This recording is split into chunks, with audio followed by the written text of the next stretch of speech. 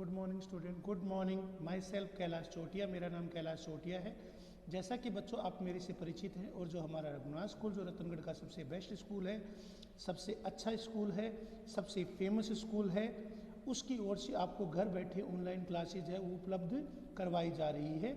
उन online classes भी मैं कक्षा 12 में आपको बीएम या व्यवसाय अध्ययन है वो पढ़ा रहा हूँ। हमने कल अपने अध्याय में पशुधन बीमा, इसके अतिरिक्त फसल बीमा, अपराध बीमा और अन्य बीमा के बारे में पढ़ा था। तो हम अन्य बीमा से जो हमारा अध्याय नंबर 13 है, बीमा एक सामान्य परिचय, जिसमें हमने जीवन बीमा, समुद्री बीमा, अग्नि बीमा, अन्य बीमे, सामाजिक बीमे के बारे में अभी तक पढ़ा है।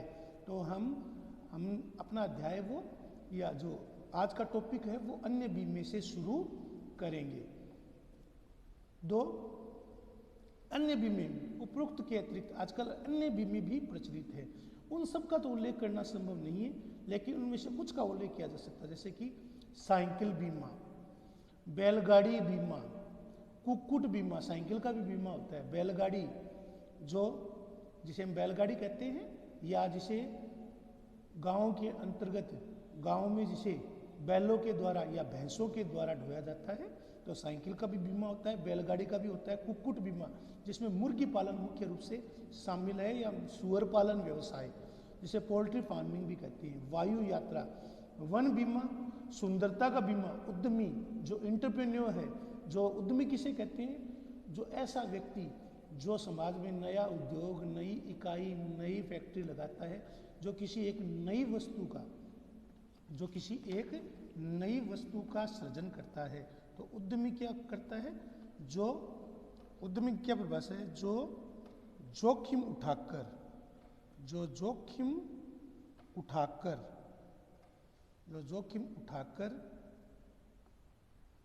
नया व्यवसाय है वो शुरू करता है, उसे हम उद्यमी कहते हैं।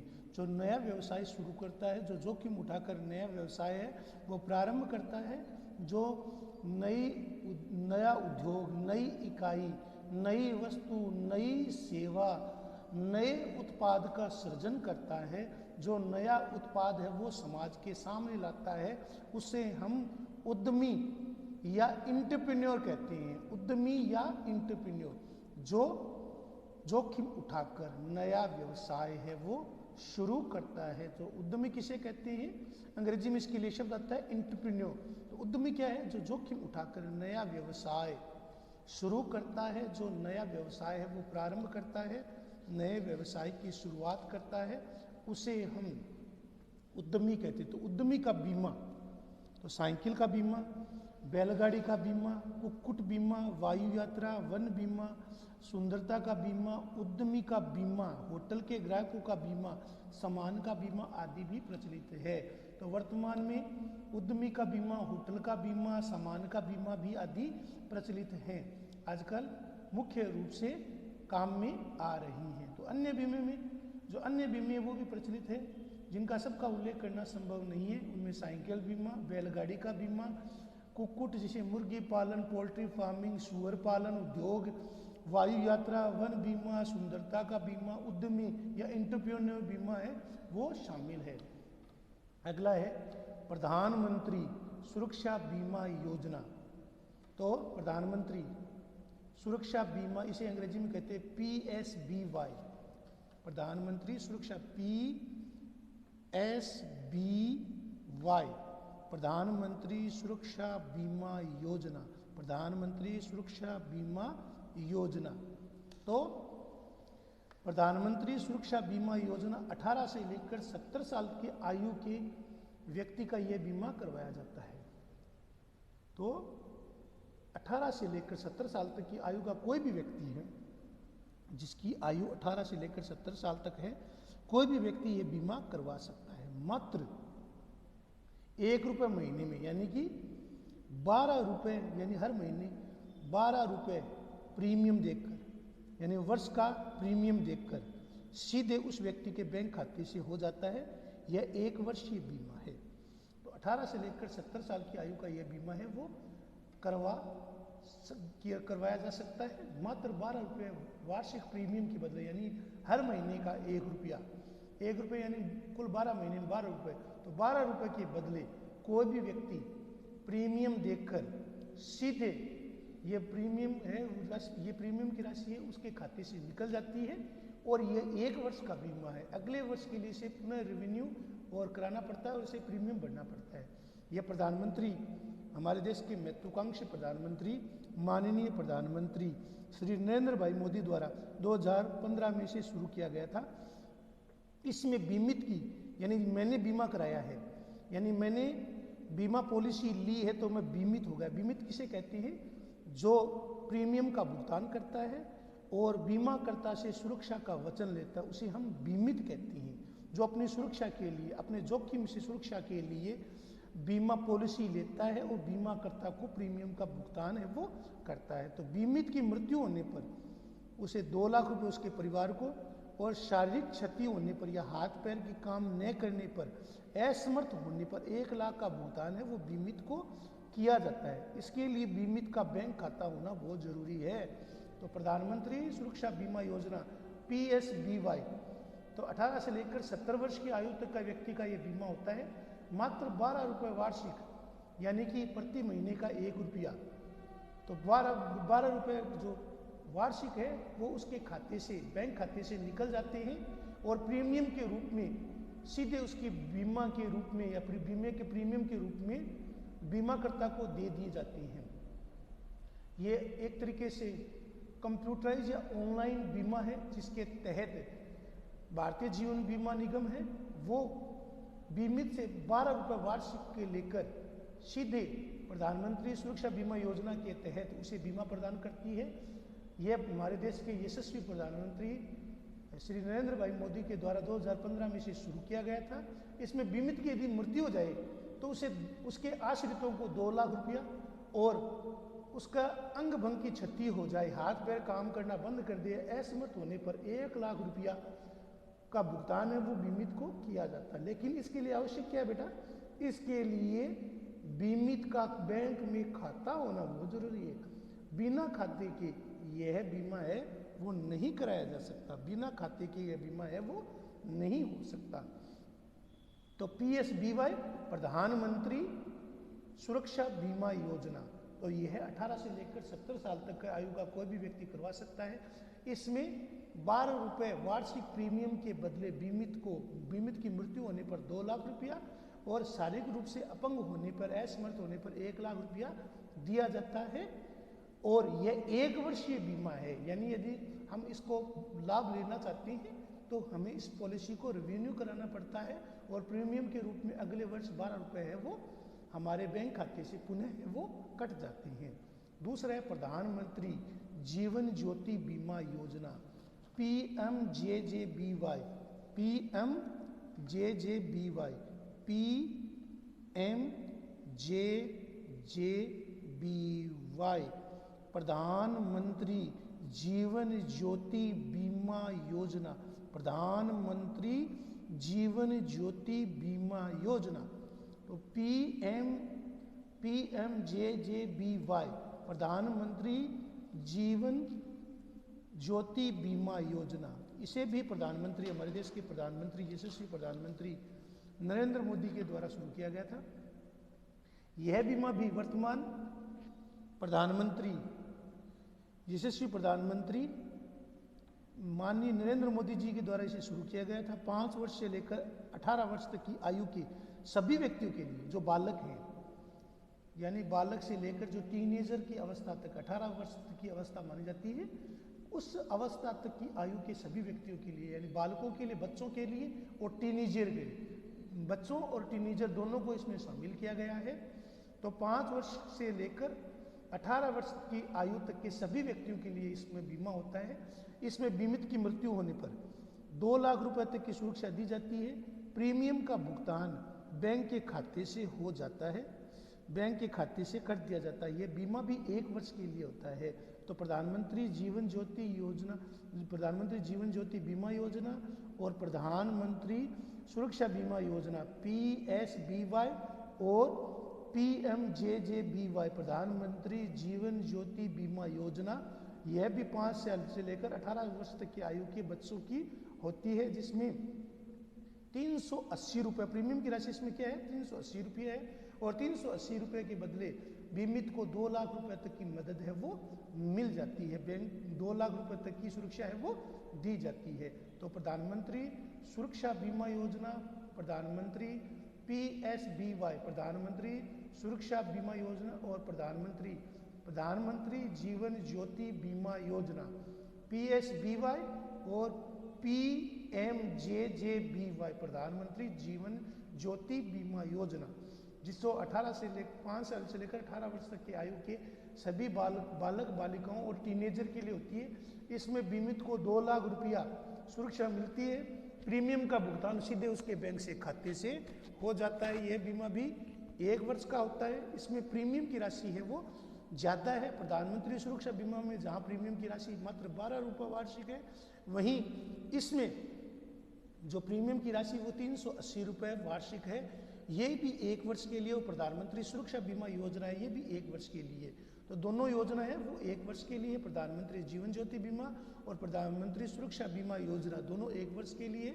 इसमें बीमित को 2 लाख रुपए तक की सहायता है वो दी जाती है, सुरक्षा प्रदान की जाती है। ये 1 वर्ष के लिए होती है। प्रधानमंत्री जीवन ज्योति बीमा योजना में जहाँ प्रीमियम की राशि 380 रुपये है, वहीं प्रधानमंत्री सुरक्षा बीमा योजना में इसमें प्रीमियम की राशि वो मात्र 12 रुपया है। 12 रुपये वो भी आपके खाते, इसके लिए खाता होना जरूरी है। इन दोनों योजनाओं के लिए खाता होना जरूरी है। खाते से अमुक राशि है वो कट जाएगी और आपकी प्रीमियम के रूप में दे दी जाएगी बीमाकर्ता कंपनी को। ये बीमा प्रधानमंत्री जीवन ज्योति बीमा ये भी 1 वर्ष के लिए होता है। इसकी प्रीमियम की राशि है वो थोड़ी अलग है। जहाँ प्रधानमंत्री सुरक्षा बीमा योजना में जो राशि है वो मात्र 12 रुपये है, वहीं प्रधानमंत्री जीवन ज्योति बीमा में जो प्रीमियम की राशि है वो 380 रुपये है। ठीक है ना। तो ये बच्चों आपको ध्यान में रखना है। आगे बीमा के उद्देश्य, अब हम बीमा के उद्देश्य की ओर ध्यान देंगे। तो रीगल और मिलर ये दोनों महत्वपूर्ण लेखक हैं। रीगल और मिलर के अनुसार बीमा का उद्देश्य क्या करना है, जो घटनाएं भावी घटनाएं होने वाली है उनकी अनिश्चितता को कम करना, उनके संकट को कम करना। वास्तव में लोगों ने अपनी अनिश्चितता में निश्चितता को ढूंढने एवं जोखिम को असीमित करने के उद्देश्य से सामूहिक प्रयास के रूप में बीमा की खोज की है। तो रीगल और मिलर के अनुसार बीमा का उद्देश्य क्या है, असुरक्षा से सुरक्षा, अनिश्चितता को कम करना, जोखिम खतरा हानि की संभावना को कम करना, और उस जोखिम या हानि से होने वाले जो क्षतिपूर्ति है उस क्षतिपूर्ति को करने के लिए बीमा की शुरुआत हुई है। परंतु समय समय के साथ साथ जैसे वर्तमान में बीमा जोखिमों से सुरक्षा के साथ साथ अनेक कार्य भी होती हैं जो व्यक्ति समाज और राष्ट्र के लिए अनेक उपयोगी साबित होती है। बीमा के उद्देश्य कार्य के अध्ययन की दृष्टि से इसे 3 भागों में बांटा जा सकता है। बीमा के उद्देश्य और कार्य क्या है, पहला है प्राथमिक उद्देश्य, दूसरा है सहायक उद्देश्य और तीसरा है सामान्य उद्देश्य। तो बीमा के उद्देश्य क्या है, बीमा के मुख्य रूप से 3 उद्देश्य हैं। पहला है प्राथमिक उद्देश्य। तो प्राथमिक उद्देश्य क्या है, इनमें उन उद्देश्यों को शामिल किया जाता है जिसके लिए बीमा का विकास हुआ है। तो बीमा क्यों करवाया जाता है बच्चों, पहला है जोखिम के विरुद्ध निश्चितता प्रदान, यानी बीमित कौन है, जिसने बीमा की पॉलिसी ली है बीमाकर्ता से और बदले में प्रीमियम का भुगतान किया है। तो एक प्रकार की अनुबंध है बीमित और बीमाकर्ता। बीमित हो गया जिसने बीमा पॉलिसी ली है और जिसने प्रीमियम का भुगतान किया है, और बीमाकर्ता जिसने जोखिम से होने वाली अनिश्चितता की स्थिति में उसकी क्षतिपूर्ति का वचन दिया है। तो जोखिमों के विरुद्ध निश्चितता प्रदान करना बीमा का उद्देश्य क्या बेटा, कि बीमित को किसी प्रकार का जोखिम है उस जोखिम को कम करना, हानि को कम करना, अनिश्चितता खतरे को कम करना। और हमारे जीवन में और व्यवसाय में अनेक जोखिम रहते हैं, इनमें से कुछ जोखिमों को एक निश्चित राशि प्रीमियम के रूप में देकर बीमाकर्ता को हस्तांतरित हम जोखिम को कर सकते हैं। तो बीमा का मूलभूत उद्देश्य क्या है, बीमित की जोखिमों को कम करना, उसकी हानि को क्षति को कम करना, और उस हानि क्षति घाटे से होने वाली जो क्षतिपूर्ति है उसको बीमाकर्ता के द्वारा चुकाना। इनमें से कुछ जोखिम है उसको अनिश्चितता को एक निश्चित राशि प्रीमियम के रूप में देखकर बीमाकर्ता को हस्तांतरित की जाती है। ध्यान रहे, बीमा के द्वारा किसी व्यक्ति के जोखिम को केवल निश्चित किया जा सकता है, किंतु किसी कार्य स्थिति में जो विद्यमान जोखिम है उसको समाप्त नहीं किया जा सकता। जोखिम को कम किया जा सकता है बच्चों, लेकिन जोखिम को समाप्त नहीं किया जा सकता। जोखिम को कम किया जा सकता है, लेकिन जोखिम को समाप्त नहीं किया जा सकता। वास्तव में बीमा क्या है? बीमित के जो जोखिम होता है उस जोखिम को बीमाकर्ता को हस्तांतरित करने की विधि का नाम है। बीमा वास्तव में क्या है?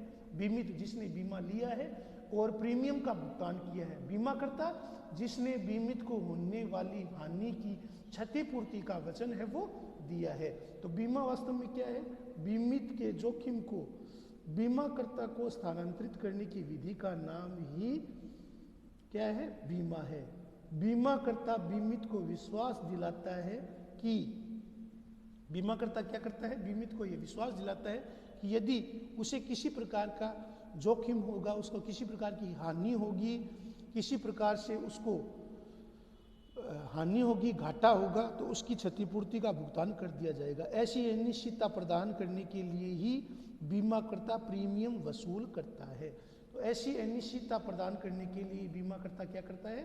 प्रीमियम वसूल करता है, जिसके बदले प्रीमियम के बदले जिस बीमित ने बीमा लिया है उसे बीमाकर्ता उसको होने वाली क्षति, उसको होने वाली हानि को क्षतिपूर्ति का वचन है वो देता है। सुरक्षा प्रदान करना।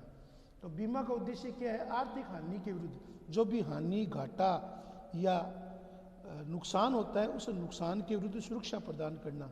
इसके द्वारा कोई भी व्यक्ति या संस्था अपनी हानि के अवसरों के विरुद्ध सुरक्षा प्राप्त कर सकता है। हानि का समय और राशि अनिश्चित होती है।